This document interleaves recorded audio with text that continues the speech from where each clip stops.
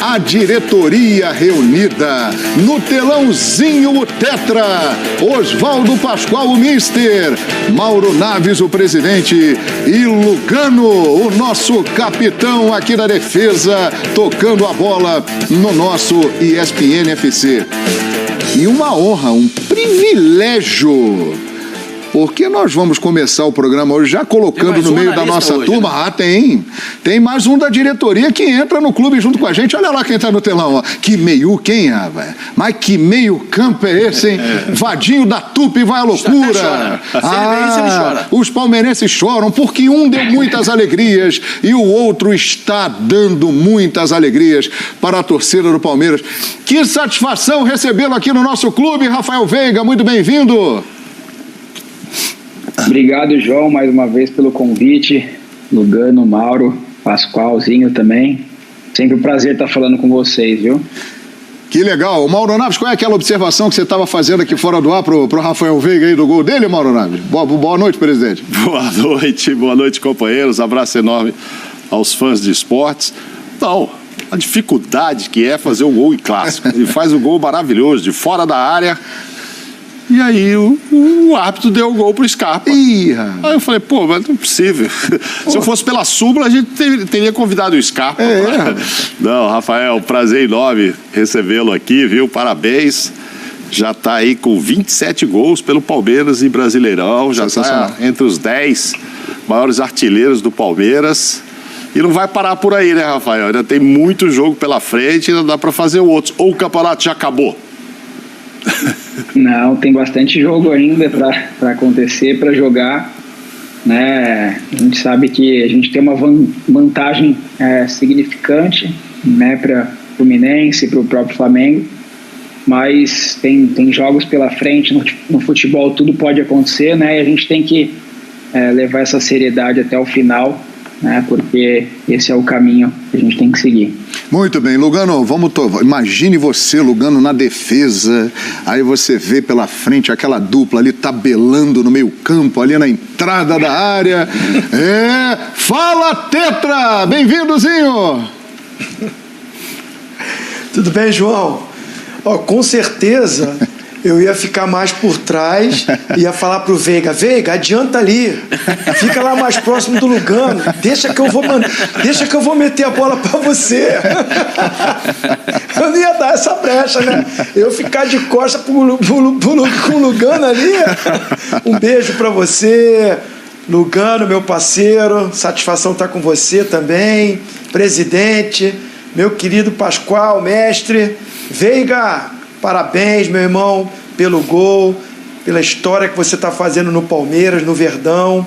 Já está aí no top 10 dos artilheiros do Verdão no Campeonato Brasileiro. Mérito do seu trabalho e também pela liderança, né? Que mantém a liderança. Eu ontem, Veiga, não é porque você está aqui que eu vou mudar de opinião, né? Tem que ter personalidade. Ontem, Veiga, eu falei que eu fiquei assim, não é frustrado, mas eu esperava mais do jogo, né? Não sei a sua visão do que você viu na partida, a administração de vocês, mas eu, pelas duas equipes, pela grandeza, pelos jogadores, esperava um jogo melhor do que foi. Foi um bom jogo, mas eu esperava um jogo melhor, Veiga. Não, o jogo, para quem está assistindo, o jogo bom é aquele 4-4, 5-5, sai bastante gol, né? Mas pra gente que estava jogando ali, acho que foi um jogo bom, principalmente no segundo tempo pra gente. A gente voltou melhor ali, conseguiu encaixar algumas jogadas, né? Eu acho que a gente fez um bom jogo, sim. Acho que a gente criou boas chances, né? Até para fazer o segundo gol depois, acabamos não fazendo, né? Mas, como eu falei, na saída do estádio, valorizar esse ponto, porque independente se o Flamengo começou ou não com um time que vem jogando, né, é sempre o Flamengo, é sempre muito difícil, e a gente sabe que em campeonato assim todo ponto é importante, ainda mais quando se trata de confronto direto. Legal. Lugano, muito bem-vindo ao ESPN FC, fique à vontade aí para conversar com o Rafael Veiga. Boa noite a vocês, principalmente aí aos dois craques que tenho na tela. Eu vejo o Veiga e eu assim analiso a evolução do futebol, né? O Zinho, camisa 10, típico, clássico brasileiro, talento, categoria, inteligência. E o Veiga tem esse talento com uma intensidade física e com uma disciplina tática que antes era muito difícil de ver em meia em Brasil. E isso é uma das coisas que me chama muito a atenção do Rafael Veiga, né? Que acho que é fundamental para a estratégia de Abel Ferreira, meia que sabe se posicionar, sabe ter leitura do jogo, que tem transição defensiva, algo que antes não acontecia em Brasil, tem muita definição e chegada no último terço, então por isso é um dos jogadores mais importantes do Brasil nos últimos anos, todo mundo pese para a seleção. E eu queria saber, Veiga, o quanto Abel Ferreira, com a mentalidade dele europeia, modificou sua conduta dentro do campo, porque não é normal meia em Brasil ter sua disciplina tática. Eu nunca tinha, pelo menos nunca vi anteriormente, talvez Danilo é o mais parecido, né? Sim. Se foi o Abel Ferreira que mudou um pouco esse sujeito de jogar, ou já era algo que você tinha incorporado até antes dele chegar, né? Porque os gols que você faz de canhota, isso todo mundo vê. Mas meia com sua responsabilidade tática é só zagueiro ou meiocampista centro que dá a importância necessária para jogador que colabora assim para o time, né? Lugano, primeiro, obrigado pelas palavras, vindo de você é uma honra, né? Eu ia falar pro Zinho ficar mais na frente. Eu ia ficar mais atrás. Ou senão ficava os dois atrás, colocava o 9 ali para brigar com ele. Mas essa pergunta, deixa, né, que o Lugano fez lá, né, Veiga? Rony. Mas essa pergunta que o Lugano fez, eu acho que o Abel tem muita importância nisso, né? Tanto na minha evolução quanto de outros jogadores também. A gente estava brincando com o Scarpa, que é um jogador também que taticamente tem sido muito importante para a gente. Eu acho que o Abel fez, né, desde a chegada dele, foi fazer com que a gente entendesse o jogo, principalmente sem bola, né? Porque de 90 minutos o jogador fica 2, 3 minutos ali com a bola e o resto do tempo a gente faz o quê, né? Tanto abrindo espaço quando nosso time está com a posse de bola, e também na questão defensiva, né? Então, essa questão do nosso time, o Abel tem nos ajudado muito, ele e toda a comissão dele passa ali uma forma que a gente tem que fazer com muita clareza, né? Isso nos ajuda também dentro de campo. E o Abel sempre falou, principalmente para os meias e também para os atacantes ali do Palmeiras, que não adianta o jogador brasileiro ser só 50% bom com a bola, né? E tem que ter os outros 50% também, que é ser a bola. Tanto abrindo espaço, né, para outros jogadores do nosso time finalizar, que o Rony faz muito bem isso, e também na questão de marcação. Então é algo que eu procuro sempre estar melhorando, né? O Zé e o Danilo me cobram ali na questão de eu voltar, de eu ajudar, porque hoje cada vez mais o futebol está tático, então nosso time procura atacar com todo mundo e também na hora de defende com todo mundo, partindo lá da frente. Osvaldo Pascoal, muito bem-vindo ao nosso clube, mister. Eu que tenho o prazer de estar aqui ao lado de tanta gente boa e de tantos craques, né? É um prazer para mim. Lugano, Zinho, Veiga, você, João. Obrigado, aqui mestre. O nosso presidente, o Mauro, para mim é uma alegria estar aqui entre vocês, é um grande prazer, né? Estar aqui desfrutando desse momento, né? E a minha pergunta para o Veiga Veiga, quando você começou a temporada, e a gente via a sua evolução, você começou muito bem um ano e parecia que estava num estágio, e estava mesmo no estágio sensacional, teve a lesão. Aí, para mim, você já era jogador para ser convocado para a seleção brasileira. Você não foi por uma questão de opção, o Tite não optou, você tem futebol para jogar na seleção brasileira. Com essas vagas abertas agora, são 26 convocações, né? Parece que o Pedro já está com a vaga encaminhada. De repente, pode ser que ele precise de um meia, Veiga, você está aí? Não, eu tenho que fazer minha parte, né? Eu costumo falar, e o Abel também fala bastante, que a gente tem que gastar aí nossa energia com aquilo que a gente controla, né? Hoje o que eu posso fazer, seja em treino ou em jogo, fazer o meu melhor, né, e uma convocação, seja para amistoso ou seja para a Copa, vai ser uma consequência disso, né? Então eu procuro e estou procurando fazer, né, tudo aquilo que eu acho que tem que ser feito. O Abel e todos ele tem me ajudado também. E uma convocação não vai ser consequência, mas o que deixa em paz é saber que a cada dia eu tô fazendo o meu melhor. Perfeito. Ô Veiga, falando do jogo de ontem, 1-1, a gente percebeu que o Palmeiras no segundo tempo foi o Palmeiras que a gente conhece e dominou o jogo.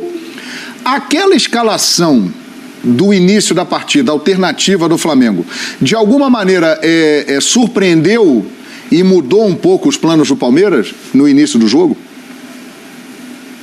Olha, não, porque lógico que a gente não tinha certeza de como que eles viriam ou não, mas pela questão do jogo no meio de semana deles, a gente sabia que poderia vir, né, com um time alternativo, né, mas é igual eu falei, quando joga contra o Flamengo, independente de quem começa jogando, é o Flamengo, e a nossa responsabilidade é ganhar sempre, né? Você pega o time que jogou contra a gente, que não é o time titular que vem jogando no Flamengo, tem jogadores ali que já foi de seleção brasileira, jogadores em outros times foi importante, então tem que valorizar isso também, né? O Thiago Maia e o João Gomes ali são os titulares que mais têm jogado também no meio, então tem que valorizar também, né? Porque independente, os jogadores que entraram ali são bons jogadores, e só por estar no Flamengo já traz uma certa dificuldade, né, no jogo contra a gente. Então, por isso que eu acho que a gente fez um bom jogo e tem que valorizar esse um ponto. É isso aí, e mantém a liderança isolada a 8 pontos em relação ao Fluminense, que é o vice-líder, que é o próximo adversário, e 9 em relação ao Flamengo, que é o terceiro colocado. Ô Veiga, vocês enfrentam exatamente o Fluminense na próxima rodada, no Maracanã, e o Flamengo vai jogar um clássico contra o Botafogo. Claro que o campeonato não terminará no próximo final de semana, mas é uma rodada que pode deixar a coisa muito bem encaminhada, caso haja combinação, por exemplo. O Palmeiras vence o Fluminense e o Flamengo não vence o Botafogo? Olha, igual eu falei, a gente tem uma boa vantagem, mas se no final do campeonato a gente não for campeão, não vai adiantar de nada. A gente sabe que a gente pode aumentar essas vantagens, né? Essa vantagem para os outros times, mas antes de pensar em qualquer resultado de outras equipes, a gente tem que fazer o nosso, tem que garantir os 3 pontos. A gente vem de alguns jogos de confronto direto, né? Corinthians, Flamengo, agora o Fluminense. É sempre difícil jogar contra o Fluminense também, eu que trabalhei com o Diniz, né? Então a gente tem que ir para lá assim com a cabeça de ganhar o jogo, né? Sabendo que vai ser um jogo difícil, mas sempre buscar a vitória e buscar aumentar cada vez mais essa distância para o segundo colocado. Muito bem. O Rafael Veiga está fazendo história cada vez mais no Palmeiras, fez gols em final de Libertadores, fez gol em Mundial de Clubes, muitos títulos conquistados. E preste atenção nessa tela aí. Essa informação é importante. É mais um feito de Rafael Veiga com a camisa da Sociedade Esportiva Palmeiras. Veiga faz história. Maiores artilheiros do Palmeiras no Brasileirão: César Maluco, Dudu, Leivinha, Ademir da Guia, Edmundo, William Bigode, Toninho Catarina, Jorge Mendonça, Evair. E aí chegou você, Rafael Veiga. Que isso, hein, rapaz? Que lista é essa, hein? Você viu? Tá numa lista dessa, num time tão grande com o Palmeiras, né? Motivo de um orgulho, de uma honra, um sentimento de gratidão. Lógico que eu nunca fiquei buscando, né, esses números sempre são consequência do nosso dia a dia.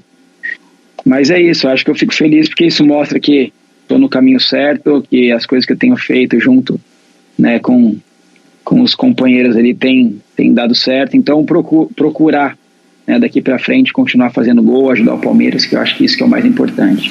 Muito bem. Pois não, Mauro? Não, chegou a 20 gols, né? 20 gols. São os melhores números de temporada dele.